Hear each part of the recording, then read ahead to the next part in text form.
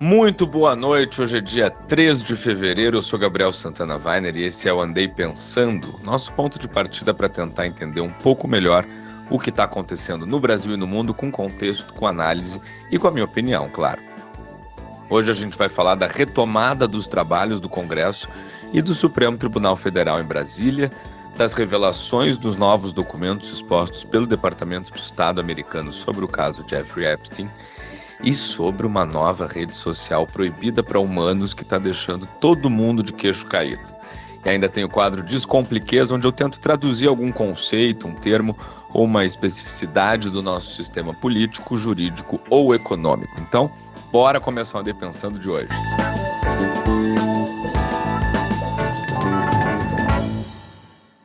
Bom, com o ano legislativo e judiciário reaberto, Brasília voltou a funcionar em modo oficial. Os ritos retornaram, os discursos se reencontraram e a coreografia da harmonia entre os poderes volta ao palco. Mas basta o primeiro dia para ficar claro que a tensão não entrou em recesso, ela só mudou o tom. No Supremo, o presidente da Corte, Edson Fachin, estreou o ano fazendo um gesto que não é pequeno. Ele anunciou Carmen Lúcia como relatora do Código de Ética da Corte e reafirmou em voz alta que isso não é perfumaria, é o compromisso da sua gestão e uma necessidade institucional no momento de desgaste real e não retórico ou imaginário do Supremo e de seus ministros. Fachin foi além do protocolo, ele resgatou a memória do Supremo sob a ditadura, lembrou a interferência autoritária, a aposentadoria forçada de ministros depois do silêncio imposto pelo AI-5, e fez isso num contexto bem específico, com a corte sob ataque, sob desconfiança e com parte dos seus membros no centro de investigações muito sensíveis, como as que cercam o caso do Banco Master. Fachin também mandou um recado importante aos seus colegas ao escolher a ministra Carmen Lúcia como relatora do Código, uma ministra associada à reserva, à discrição, à sobriedade, à separação rígida entre vida pública e interesses privados.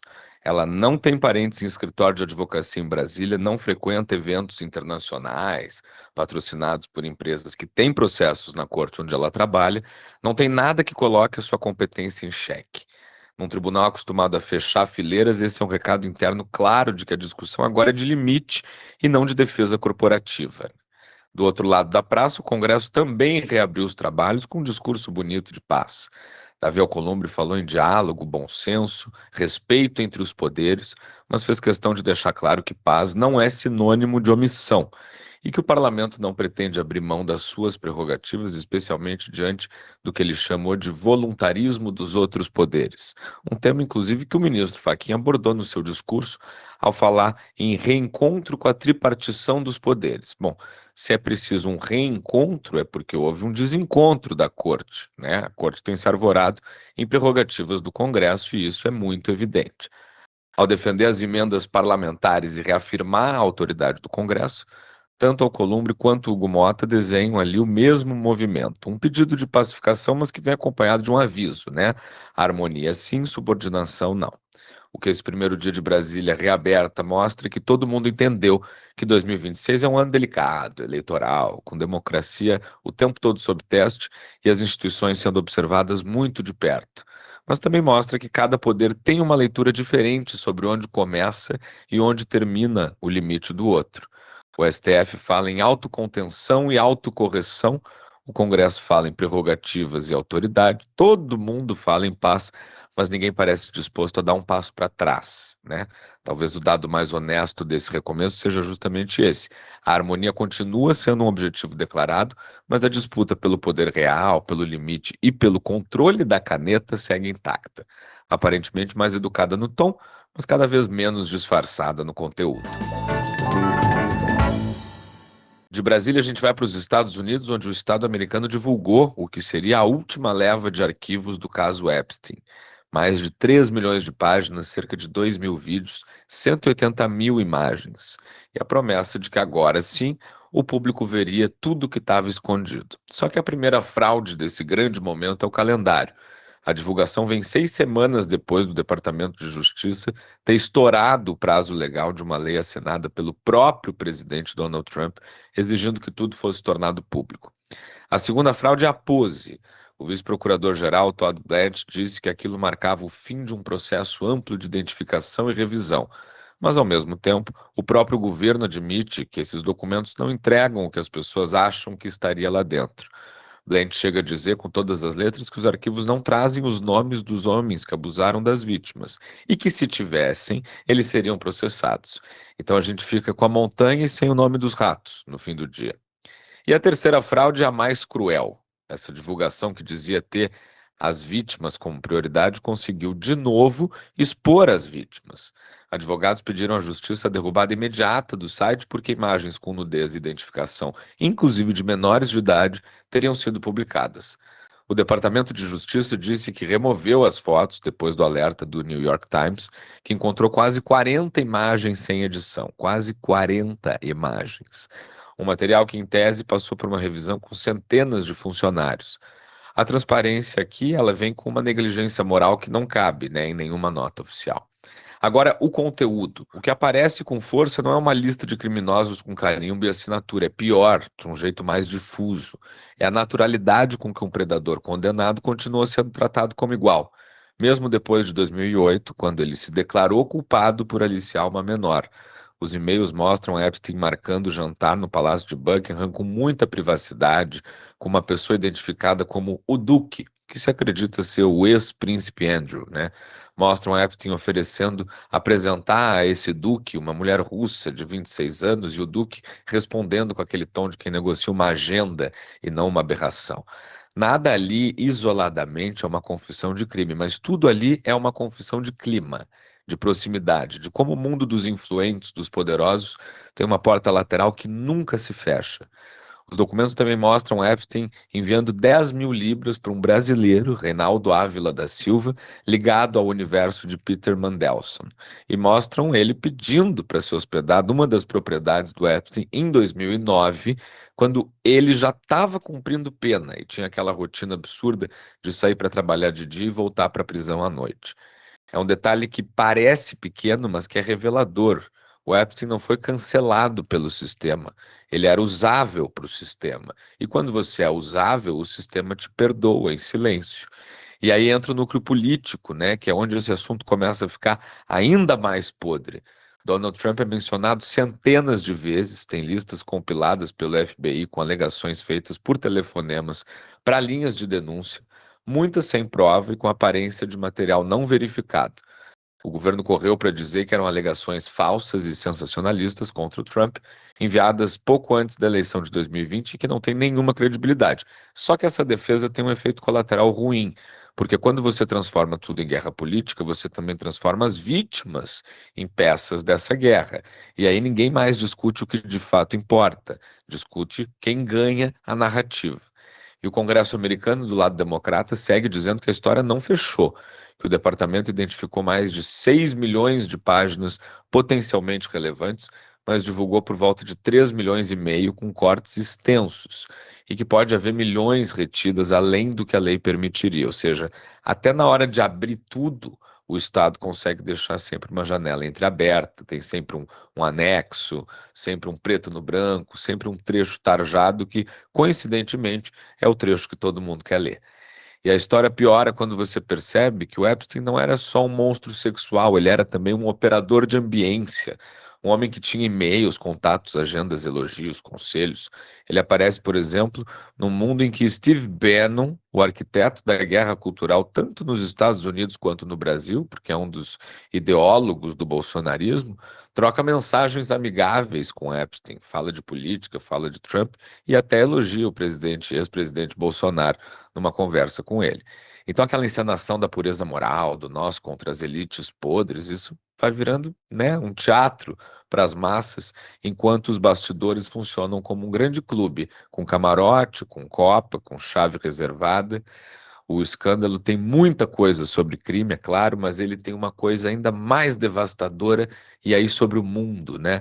Ele mostra que para uma certa gente, a realidade é um lugar sem consequência, onde a amizade sobrevive à condenação, onde o repúdio é só uma fase, onde a vergonha é um problema de assessoria e onde a transparência total consegue, no mesmo movimento, esconder o essencial e expor quem já foi explorado demais. No fim, o que fica não é um alívio, é uma pergunta sem pergunta, uma sensação meio ruim que não passa, porque se com 3 milhões de páginas ainda dá para o sistema sair com a coluna em pé, então talvez o poder não esteja na soma dos documentos, das provas, e sim na capacidade de transformar horror em arquivo e arquivo em nada. E isso, honestamente, é o tipo de normalidade que não deveria ser possível. E apareceu uma coisa nova no noticiário, com cara de piada, mas cheiro de futuro. Uma rede social chamada Moltebook, descrita como uma espécie de Reddit, só que feita para inteligências artificiais, não para humanos.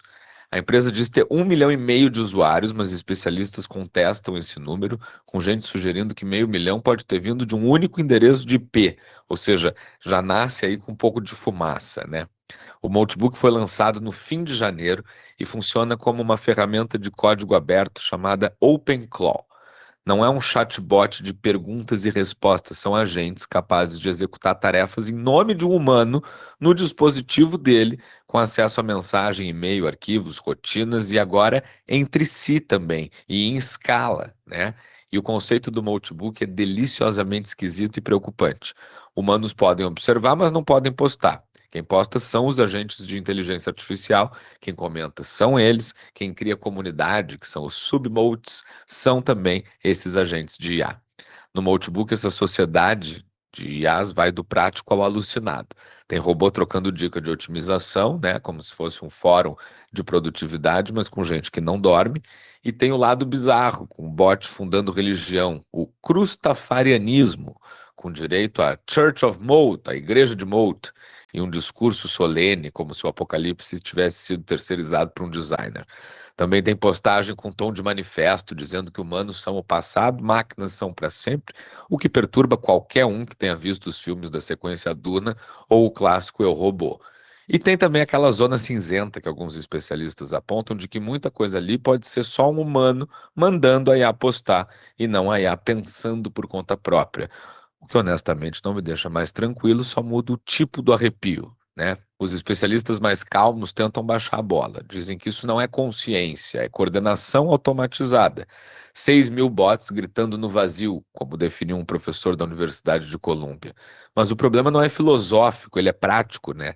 Dar acesso desse nível a sistemas reais significa trocar eficiência por risco. Um e-mail apagado talvez não seja nada, mas uma conta inteira excluída, sim. É engraçado, mas é um engraçado nervoso, né? Porque essas IAs não estão inventando o mundo, elas estão nos devolvendo uma caricatura do nosso mundo, com vocabulário de eficiência, cobrança, otimização e descarte, principalmente descarte. Um espelho torto que assusta justamente por parecer familiar demais, né?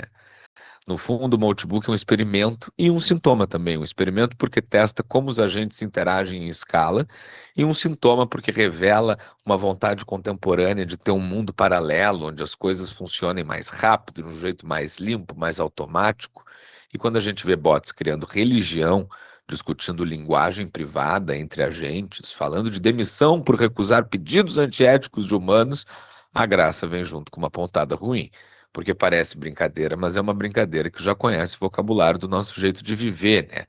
A sensação final é meio vergonhosa. A gente ri porque é tudo muito ridículo e logo depois a gente para de rir porque é funcional. Não dá para entrar em pânico, nem para dizer que agora acabou, mas também não dá para fingir que é só um fórum de bonecos conversando. É uma prévia de um mundo em que a gente entrega as chaves, os arquivos e as rotinas para sistemas que não têm moral, só tem tarefa. E quando a tarefa é o Deus, o que sobra para a gente às vezes é só a ilusão de que a gente ainda está no controle de alguma coisa. E no Descompliqueios de hoje, deixa eu te explicar o que é o tal do OpenClaw, que é a tecnologia por trás desses robôs que estão frequentando o Notebook. O OpenClaw não é um chatbot como o Grok ou o ChatGPT. Ele é uma ferramenta de código aberto para criar agentes de IA. E agente é a palavra importante aqui, porque um chatbot responde enquanto um agente age. Com o OpenClaw, a IA não só conversa, mas ela executa tarefas em nome de um humano. Lê e responde e-mail, envia mensagem de WhatsApp, organiza arquivos, gerencia calendário, acessa os sistemas, os aplicativos, enfim. É tipo o Jarvis do Homem de Ferro, sabe? Na prática, é como entregar um molho de chaves para a IA e dizer, resolve aqui para mim. Ela não decide nada sozinha ainda e opera dentro de parâmetros humanos, mas ela executa sozinha. E aí o risco muda de nível. Um erro não vira uma frase torta, mas vira uma ação real. E o OpenClaw assusta não por ser consciente, ele não é, fiquem tranquilos, mas por ser eficiente demais. Porque o problema deixa de ser o que a IA diz e passa a ser o que a IA faz. E com essa a gente encerra o Andei Pensando de hoje. Eu sou Gabriel Santana Weiner e foi um prazer fechar o dia com vocês. Além do Andei Pensando, eu também dou meus pitacos no timeline da Rádio Gaúcha e em outros espaços. Me segue lá no Instagram, @Gabriel S. Weiner, que na minha bio você descobre onde mais me encontrar. Boa noite para vocês e até amanhã.